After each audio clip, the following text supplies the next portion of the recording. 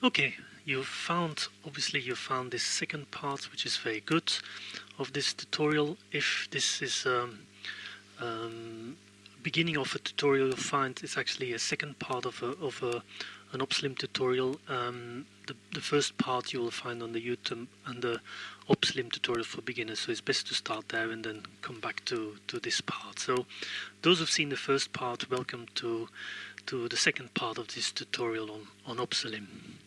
So we talked about the symptoms, we talked about the principles, and now we're going to go down to have a look at the cards, what we can find on the cards.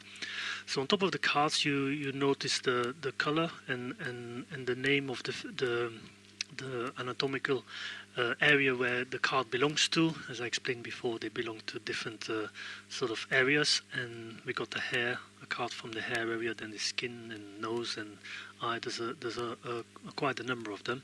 So this one belongs to hair, that's the red cards. So that's on top of the card. And then on the second line you get the name of the symptom. And then below we've got 3 entries which give a bit of explanation. And the first entry gives you a description of the symptom to try and understand what you have to look for. The second symptom, the second solid line gives you a short physiological explanation for why this symptom could arise or what it's related to. Now this is just for illustration, for scientific interest, but you can't use this explanation to draw conclusions in relation to the feeding of your animals. So this is just for interest, it's not really to be used for the Obsalim technique. And then the third entry is what not to confuse with. That means that some of the signs in the Obsalim, some of the Obsalim signs could actually be caused by other things than nutrition, such as weather and parasites and things. So it's just to make you aware that if you notice that the signs are present, but they could easily be explained by something else, you can't actually use them to make an Obsalim diagnosis. It's just something to be aware of. Then we got a picture.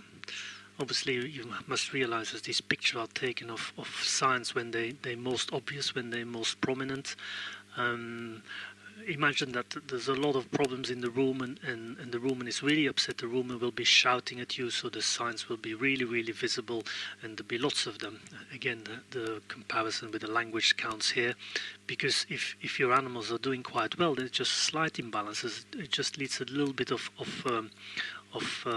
fine-tuning, then the rumen might be just whispering at you, and then obviously the signs will be more subtle, and there will be much less signs. So you'll be able to be able to recognize the signs when you get more confident with recognizing the Obsalim and the nutritional signs. So that comes after a bit of practice, of course. Then an important factor is the delay factor.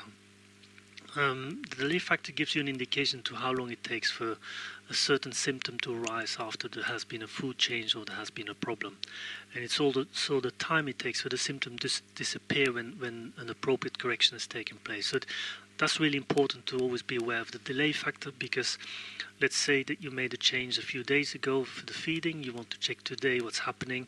You can only use cards of which the symptoms could have arisen within 1 or 2 days. You can't take symptoms which might take a week or 2 weeks to come about. So it's important to be aware of this delay factor when you select the symptoms you're going to withhold. And right at the bottom we've got the Obsalim criterion, which are going to be important to use to make the diagnosis and to try and understand what's happening in the rumen. And each criterion has a value for each individual symptom, so the values are in the red color. Right, so these criterions, these are really at the center of the method. Each of these criterions has a value assigned right at the bottom of each card, and these values, they go from -2 to +1. What this means, this is an indication of the relationship between the symptom and each individual criterion. So that relationship might be negative, -1, or very negative, -2, might be indifferent, which means 0, might be positive or very positive when it's a +2. So it's just a relationship. It doesn't tell you anything about volumes or amounts. It's just the strength of relationship. That's all it expresses. Now the values, you can only use them when you add a number of cards up together to make a diagnosis. You can't use just one card on its own to make a diagnosis. Again, you will run into troubles if you do this. So these nutritional criteria, which are they? Well, they are the following. The first two have to do with energy, fermentable energy and global energy. Fermentable energy is the energy which is available to the rumen flora, and that's the energy the rumen flora will use to digest the fibers. So that's to feed the rumen flora. And the second entry is the global energy, and that's the energy available to the cow, whether this comes from the food eaten or the microorganisms which are digested to the cows, or the byproducts of the microorganism that the cow will actually use for her energy needs. So that's the global energy, the energy available to the cow. And then for protein we have the same situation, fermentable and global protein. Fermentable protein, they can also be called soluble proteins. It's the proteins the rumen flora needs to be able to digest the fibers. And then the global protein is all the proteins which are available to the cow, so they can come from soluble protein not used by the rumen, they can come from the digestion of the rumen flora, and they can also come from protected protein you might be feeding to your animals. And then we got two entries for fibers, the fine fibers and the structural fibers.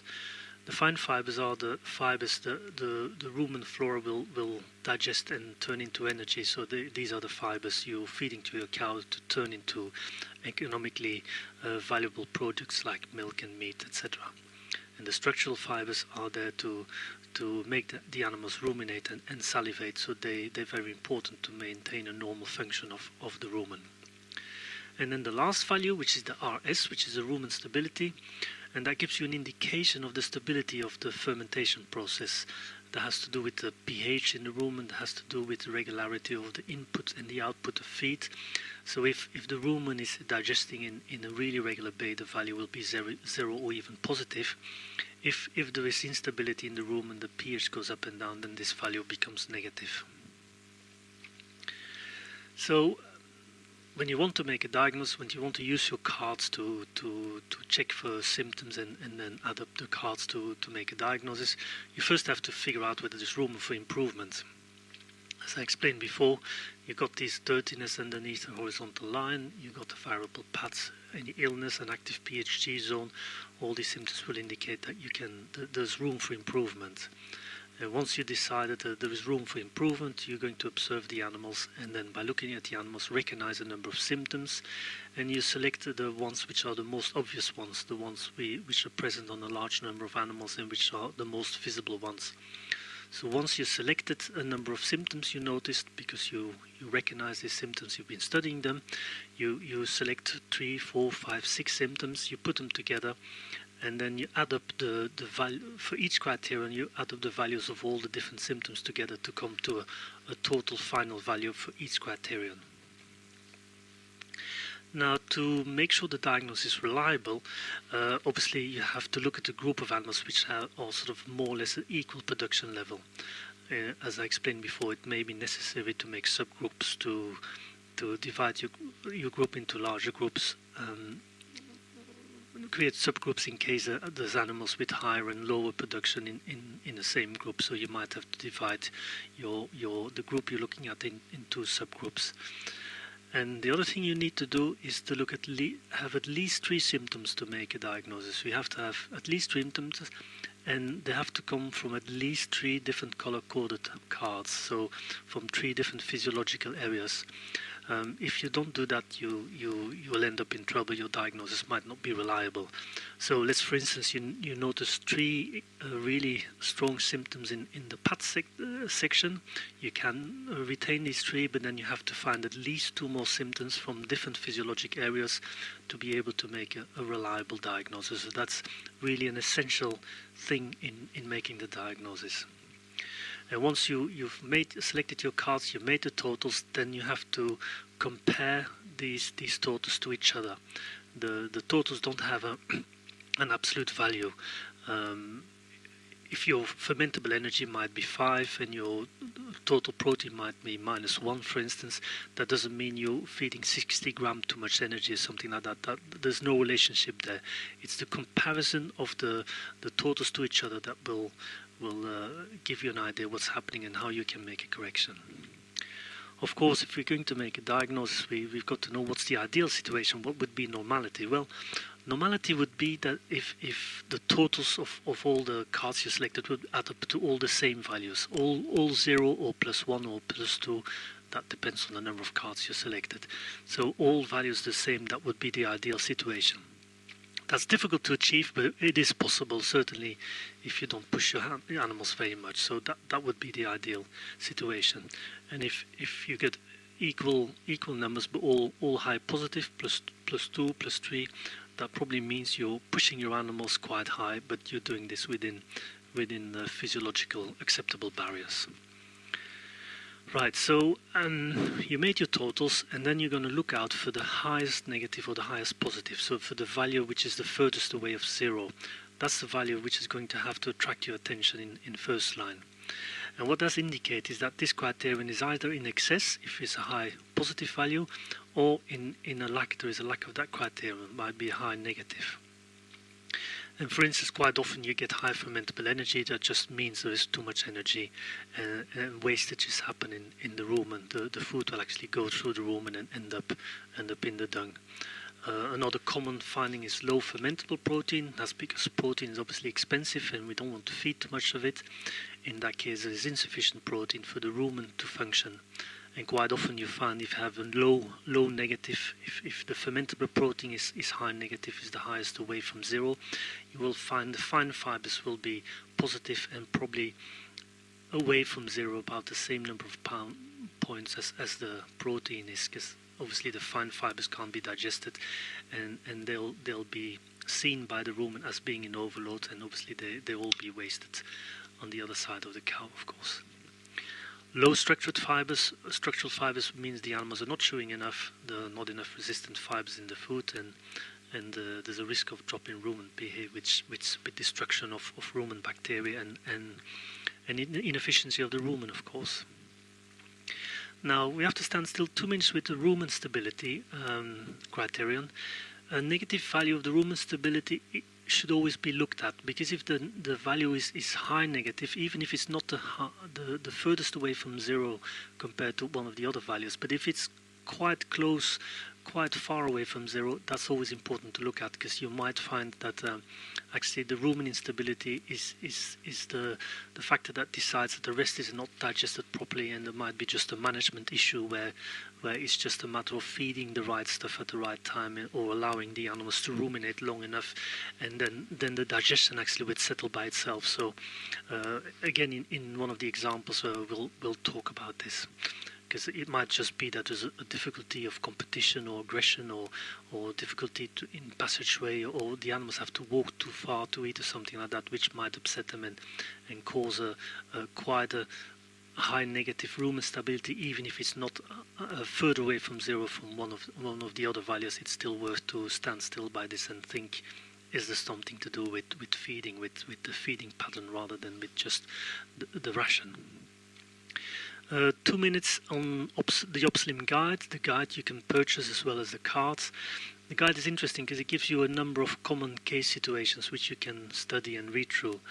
It's quite interesting to actually read through all of them a few times just to get an idea of the dynamic of Obsalim, how you got to think when you get a diagnosis, and what the different possibilities of corrections you can make. So there's for each different sort of type of diagnosis, there's always 9 different possibilities of corrections depending on the ration. And on page 3, it explains the 3 main example groups. You got if your outcome of your calculation shows that the fermentable energy is much higher than the global energy, then you belong to the left category. If your fermentable energy is only a little bit higher or the same as global energy, you belong to the middle category. And if your global energy is negative, you belong to the right category. So obviously, if you select a lot of cards, then the difference between fermentable energy and global energy being high might mean 3 or 4 points, where if you only select 3 cards, the difference between fermentable energy and global energy being high might mean only 1 point. So that obviously depends on the number of cards you select to actually for yourself to decide which category you're in. Right, a few examples. Let's see, we got some elastic pads, and you've put your boot in them and they pull these little spikes. You've noticed the nose will become pale, so you've got some waving hair on the sides, and there are short fibers in the pads. You add up, and what we found is we got -4 for fermentable and global protein. And look, as I explained before, when your fermentable protein is low, quite often your fine fibers will be high. You see, they're 3 away from 0, the fermentable protein is 4 away from 0, so they're very similar values.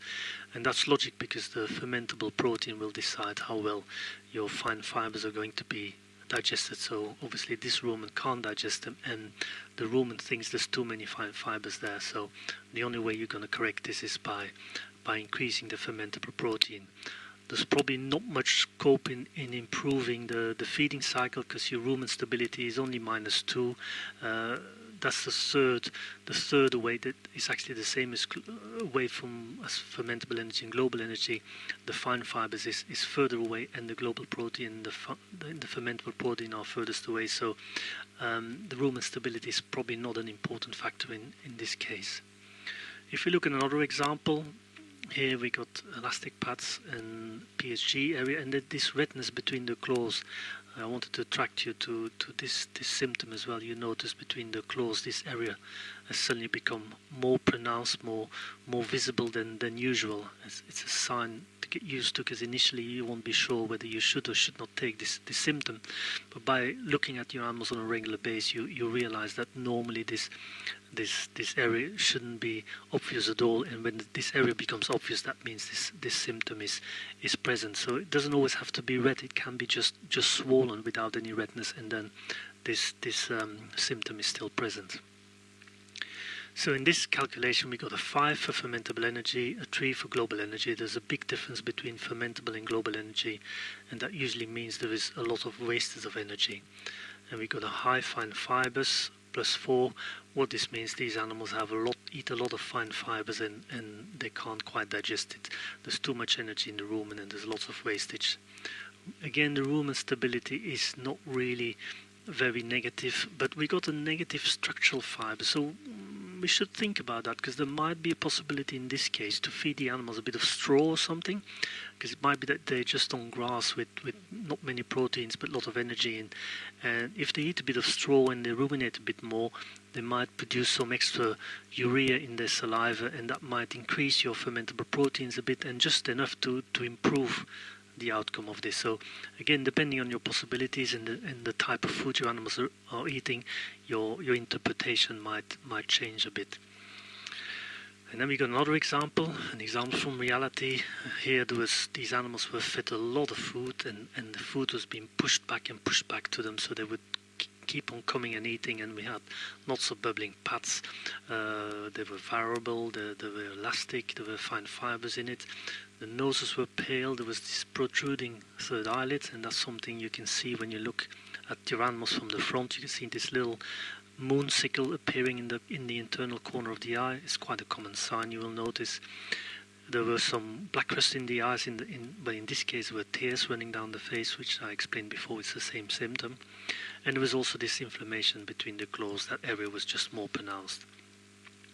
And in this case you see we got a fermentable energy which is 9, and we always got a rumen stability which is -7.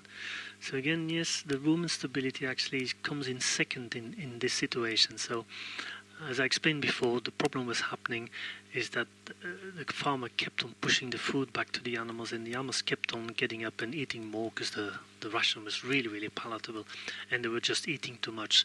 And when we asked the farmer to just stop pushing the food back so many times a day and only do it at the right times when the animals should be eating, well, this picture soon changed, and there was much less wastage, and then we could start thinking about changing the ration. But here the most important decision we needed to make first is make sure that the normal rumination and eating cycle wasn't interrupted by activity in the farm. So we go through a number of golden rules now. Just as I explained before, you have to respect the ruminating cycle, the eating and ruminating cycle. Don't interrupt your animals. You have to organize your farm to allow the normal regular eating and ruminating rhythm to prevail. If you don't do that, the rumen will not function well, and you will be punished for it. There will be wastage of food, there might be disease in the long run. So there's no way around it. You have to respect the rumen. If you don't respect the rumen, you'll end up in trouble. For those who don't feed a total ration, always high fiber fodder before anything else. That's a golden rule. Everybody knows this, but it's always good to remind it.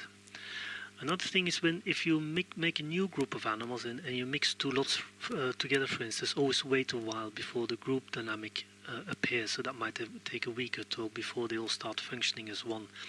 If you'll be making an Obsalim diagnosis before they all got settled and start functioning as one unit, you might come up with a diagnosis which is not accurate because the disruption is not in the feeding but actually in the management at that time. But that should normally settle as long as there's enough room for everybody to eat and ruminate at the same time. So more golden rules: split the group in subgroups if you're looking at animals with very different production levels.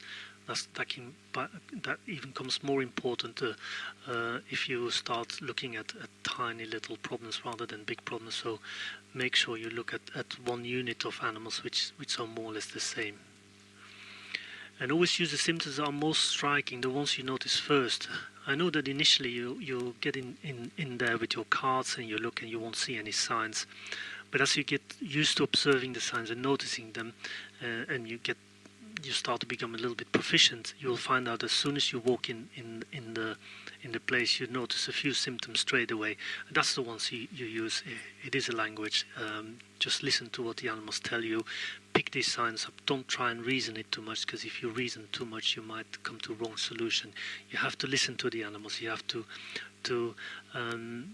listen to what they say. So what you notice first, what becomes visible to you first, is quite often the best observation.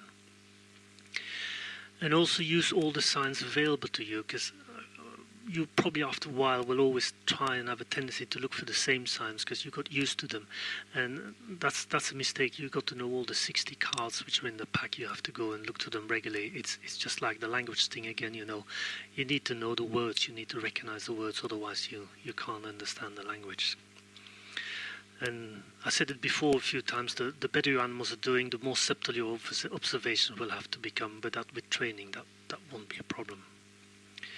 Always be aware of the delay factor. I pointed it out when we talked about the cards. Don't choose symptoms which may have arisen before you made your last food change or before something happened, so always be aware of this.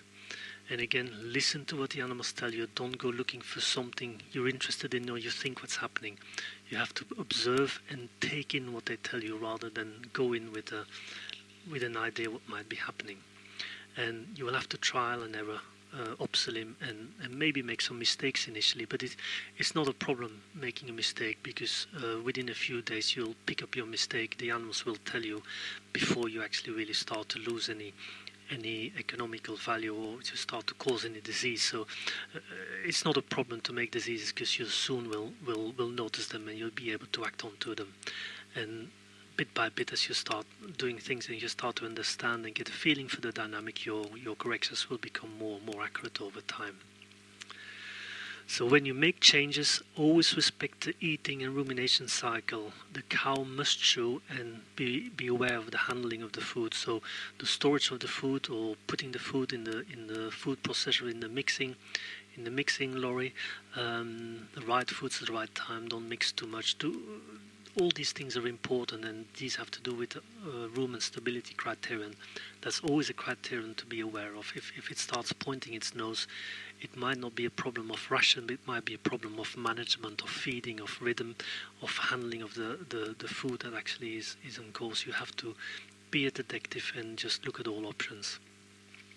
And then on the left, if you going to decide what to do, you have to just be aware what's the condition of animals. Are they fat, are they thin?